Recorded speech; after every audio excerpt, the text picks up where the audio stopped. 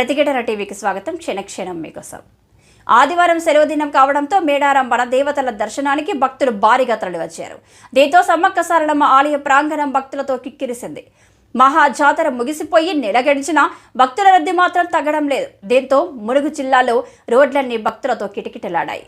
అమ్మవారి దర్శనానికి భక్తులు తరలి రావడంతో ఆలయ ప్రాంగణం అంతా అమ్మవార్ల నామస్మరణతో మారుమ్రోగింది.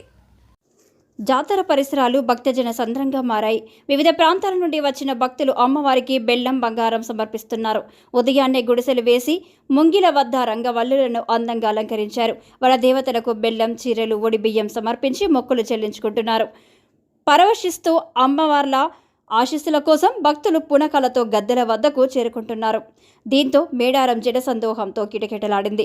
ఆధ్యాత్మిక భక్తితో మారుమ్రోగింది. ఇక మరోవైపు మేడారం సమ్మక్క సారలమ్మ జాతరలకు వచ్చే భక్తులు గట్టమ్మను తప్పక దర్శించుకోవడం ఆనవాయితీ. గట్టమ్మ వద్ద ఆగి దర్శనం చేసుకోకపోతే సమ్మక్క సారలమ్మ ప్రార్థనలు చెల్లవని నమ్మకం.